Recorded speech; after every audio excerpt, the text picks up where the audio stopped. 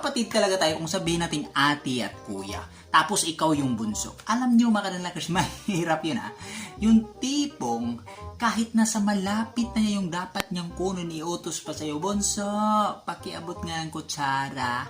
Bunso, pakiabot nga ng tinidor. Pastilan! Iutos pa talaga. Kailangan pa talagang iutos sa'yo. Bunso, paabot nga ng shoes ko. Bunso, paabot nga ng uniform ko. Wow! Gusto mo, buhusan kita ng init at tubig dyan eh. Ay, magaling tayong kapatid, no?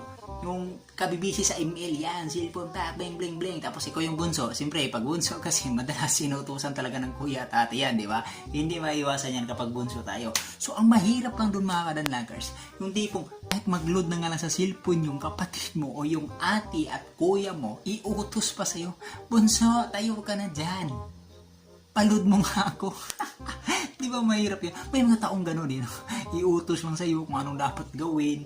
Yan, bunso, maglaba ka. Yan, pigaan mo yung nilabahan ko. Bunso, pagkatapos mo dyan, isampay mo yung labahan ko. Isipin nyo, may mga kuya at kapatid at ate kayong ganyan, di ba? Marami nakaka-release yan, di ba? Pagkatapos yan, magligpit ka ng pagkain na natin, bunso. Punasan mo yung misa. Pagkatapos na nagkasunod, bunso, hugasan mo yung plato. Hindi ka pa nga tapos, mayroon na namang agad nakareserbang utos yan, no? Pagkatapos sabi, magwalis ka naman dito sa loob ng bahay, bunso, kasi madumi na, malikabok na. Wow, may ganung kapatid. Dinaig pa. Yung sa office kung makapag-utos sa'yo, mas gusto mo na magiging empleyado ng iba kasi alam mo yung gagawin mo kapag nasa loob ka ng bahay. Talagang ang daming utos ng ate at kuya mo. Pero mga kadalakers, normal yan. No? Normal yan sa ate at kuya na kailangan talaga kapag ang bunso, inuutusan talaga yan. Training yan sa atin bilang bunso. Training yan sa inyo. No? Inuutusan kayo. Gusto nilang hasain kayo sa mga gawaing bahay, sa mga trabahong dapat nyong ranasin nung bata pa kayo o habang bata pa kayo. Kasi paglaki ng palaki, makakatulong din sa inyo yan. Yung pag-utos sila na maglaba ka, yung mag-utos sila na magsampay ka, magplansya ka, magsaing ka, magligpit ka ng kainan, yan, maghain ka na dyan, yun, magwalis sa loob ng tahanan, sa palibot ng bakuran, yan, di ba? Magtupi ng damit, maglinis ng kwarto at kama, punasan ang mga bintana, yan, matuto ka sa mga ganyang bagay kasi hindi habang panahon kasama mo yung kuya at ate mo. Maaring sa atin mainit yung ulo natin habang inuutosan tayo kasi paulit-ulit na lang, pero hindi natin alam na balang araw yung mga inuutos nila ay magagamit din natin sa sarili nating personalidad. Kapag nagiging asawa o magiging tatay o nanay na tayo balang araw. So lahat ng tinuturo nila maliban sa magulang natin, naintindihan din natin yan kapag magiging ama na tayo, no? Malalaman natin, kaya pala, ganito pala ang pakiramdam na yung mga inutos sa akin dati ni kuya at ate, nagamit ko na ngayon na bilang isang ina at ama na ako. So malaking bagay yan. Pahalagahan nyo bawat tinuturo ng magulang, ate at kuya sa inyo kasi magagamit natin yan. Lalo na kung magiging tatay ka na. Isipin mo mabuti, yung inuutos ng ate at kuya mo, tapos may anak ka na, doon mo iutos sa anak mo tapos hindi ka susundin, anong mararamdaman mo? Di ba parang naka-insulto ka kasi magulang ka, hindi ka sinusunod ng anak mo. So ganon din yung nararamdaman ng ate at kuya mo nung panahong inuutosan ka na minsan yung iba hindi mo sinusunod. So ngayon alam mo na ang pakiramdam. So ganon po. Lahat ng tinuturo nila hindi po masama, no? Nakakatulong po yan sa atin.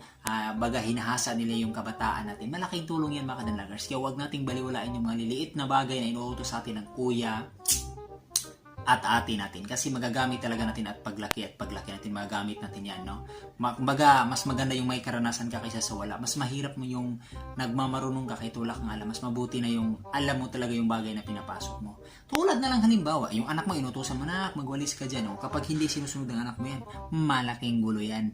Pero may mga ate at kuya din na sobra kung makapag-utos. Yung kulang na lang, subuan mo na lang sila para makakain. Yung tipong hindi ka pa nga nakarating sa inuutos. Mag-igib ka nga ng tubig doon. Hindi ka pa nakarating doon sa puso. Parang inuutos. Bilisan mo kasi magsaing ka pa. Bilisan mo kasi bili ka pa ng isda, gulay. Magluluto ka pa ng ulam natin sa hapunan. Wow! Ang lupit. May ganun mga kadalagers, no? Kayo ba mga kadalagers? Tanong ko sa inyo, ano yung karanasan nyo nung bata pa kayo na hindi nyo makakalimutan? Ano yung bagay talaga na kapag naalala nyo o nakita nyo sa ibang kabataan o sa mga katauhang iba na maalala nyo na, ay ganito ako dati naranasan ko ang ganitong buhay. So ano yung bagay na yung mga kadalagers? Pakikwento naman, ano yung bagay na yun na naranasan mo ng kabataan mo na hindi mo talaga makakalimutan hanggang ngayon sa edad mo na yan? alam ko lahat naman tayo, may mga bagay talaga tayong hindi natin makakalimutan. Simula ng mga bata pa tayo, hindi natin alam kung bakit, no? May mga bagay. Ako, ang hindi ko makakalimutan ng bata ko is lagi akong pinapalo ng papa ko. Seriously, what the fuck are you doing? Pinapalo ng galon dito, yung 5 liter na galon dito. Kasi napakatamad ko dati mag-igip. Panay ang gala ako. Kayo, alam ko may mga karanasan kayo. Yung iba naman dyan is pinapaluhod sa asin. Yan, pinapaluhod sa atin ng magulang. Yun, tapos nilalagay sa misa yung kamay, tapos pinapalo. O, di ba? Mayroong ganun. Anong karanasan pa nyo? Pinapaluhod sa munggo. Yan. Pinapatulog ng tanghali. Yan talaga. Yan. Pinapatulog ng tanghali. Yung gusto mong gumala, maglaro sa labas. Hindi ka makakalabas kasi sabihin mo lang, matulog ka. Para lumaki ka ng mabilis. O kung sabihin pa, matulog ka, mutaas kag dali, mutubo ka. Ganun po, no? May mga ganun talaga. May mga ganun talaga. Pag ilalo na yung pagtanghali talaga, mga alas 12 o launa, kahit gusto mong maglaro ng Jolens, yung Holens, Chinese garter, o kahit anong laro mo, babae o lalaki man, gustong-gusto mo talagang lumabas pero hindi ka makalabas dahil patutulugin ka. Tapos, makikinig ka ng radyo na, Hadju, manan yan. Tapos, ano pa ba yung mga karanasan ng mga kabataan natin? Yung tip, mag-aagawan ng shirt. Yan, naranasan nyo ba yan yung mag-aagawan ng shirt? Kung sino yung makauna, siya yung susuot. Yun, paunahan doon, sino kukuha. Ganon, di ba? Tapos mag-aagawan ng brief, ng damit. Naranasan ko yan. Naranasan nyo ba yan mga kadalak? O, di ba? Masarap sa feeling, no? O, may mga ganun tayong mga karanasan din natin makakalimutan. Minsan, ano pa ba yun? Basta marami tayong mga karanasan na mga larong mga ganun. Alam ko marami kayong mga karanasan mga kadalak na hindi nyo makakalimutan din, no? Hanggang ngayon, dala-dala nyo pa rin yan. Kung ano man yan mga kadalakers, paki-comment na lang kung ano yung mga naranasan nyo nung kabataan nyo na hanggang ngayon hindi nyo makakalimutan, no? Yung minsan natatai ka sa short. Natatai sa short. Tapos ano pa ba? Tumutulo yung sipon mo nung bata ka. Ano pa ba? Inaaway ka, yun, mag-aaway kayo ng kapatid mo, mag-aagawan kayo sa laruan, di ba? Ganun. Mag-aagawan ng tinapay. Yun. Tapos sinilas, mag-aagawan ng sinilas. Kung sino na makasuot, siya yung may-ari. Ganun po mga kanalag. Ganun talaga karanasan ng mga kabataan ko. Naranasan ko lahat yan. Basta mga ganun talaga. Minsan, umalis ako, walang brief.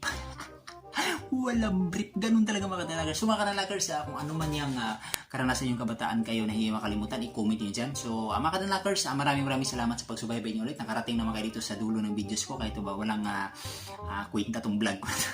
Pero vlog lang. So maraming salamat. At sa lahat mga viewers ko, maraming salamat sa suporta nyo. Walang sawang pagsuporta sa akin.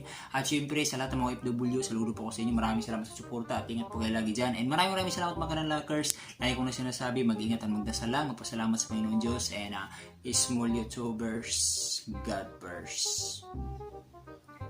I love you, love. Sa sana ko ni Mar, I love you na. Dance pa lang, guys. Laban lang, bay. Kaya yan.